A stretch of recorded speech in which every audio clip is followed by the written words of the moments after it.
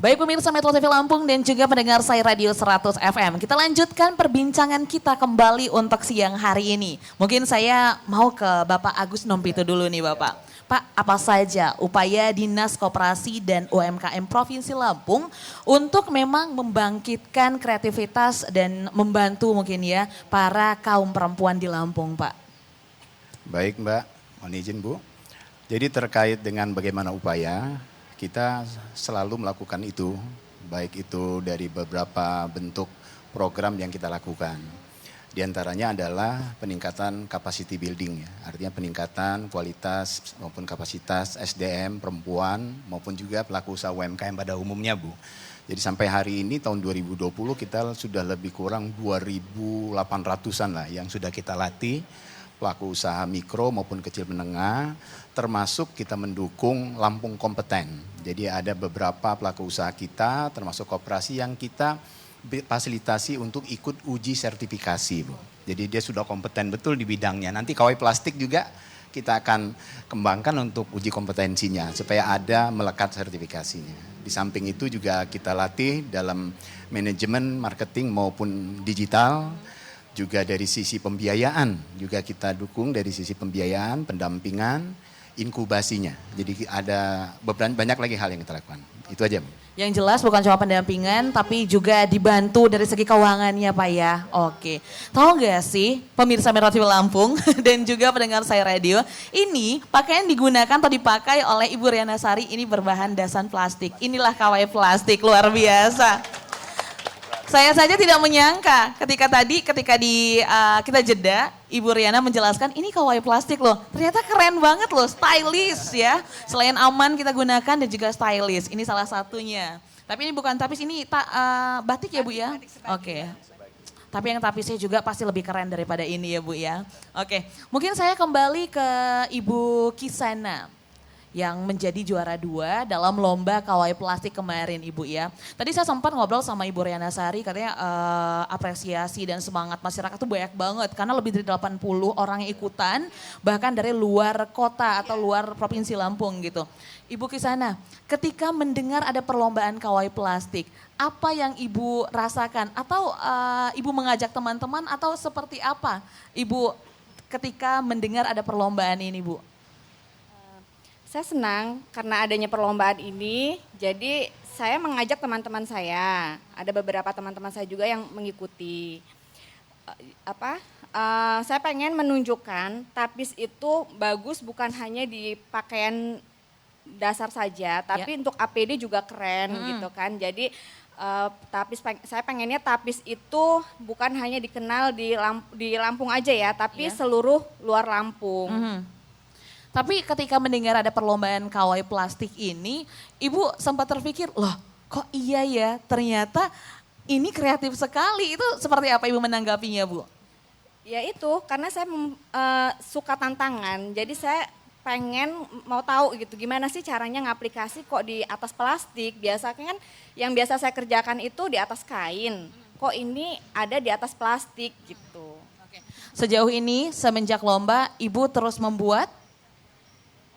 Kita memang produksi Mbak, dari pandemik itu memang kita kan awalnya kita dalam bentuk APD, kita produksi awalnya itu dulu kita bagi-bagikan aja, face shield juga sama maskernya.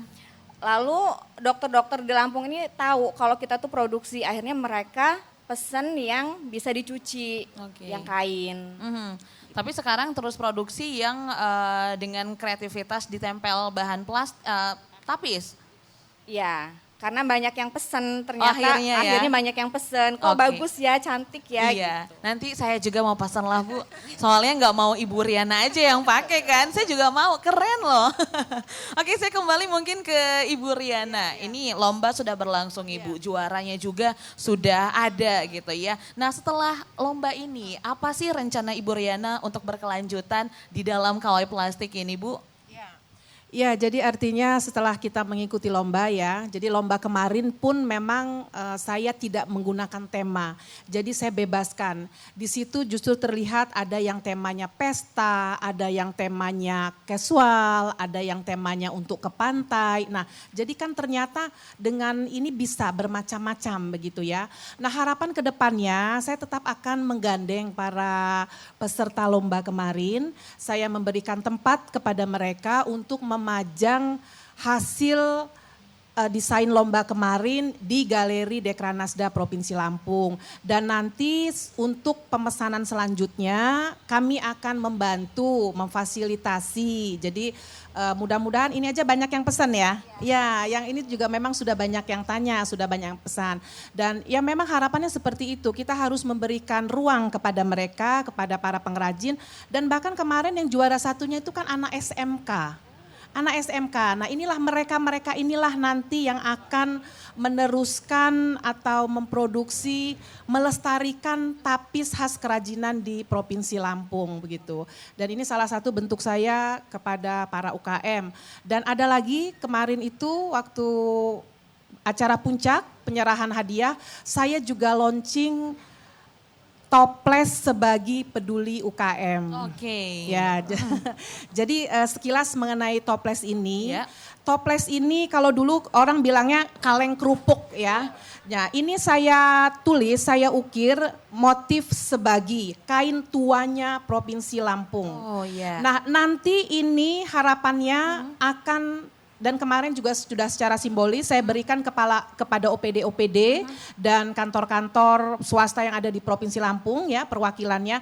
Ini harus diisi dengan camilan-camilan hasil UKM-UKM yang ada di Provinsi Lampung. Wow, keren Jadi sekali. diisi dengan kelanting, keripik singkong, kacang tujin, keripik ubi, kemudian keripik pisang dan lain sebagainya. Nah, nanti para UKM-UKM usaha makanan ini akan kami fasilitasi juga, kami rangkul bersama-sama di Dekranas. Jadi nanti para OPD, ini Pak Agus ya, para OPD-nya itu kontrak dengan kami. Setiap bulan kami berikan mereka makanan camilan.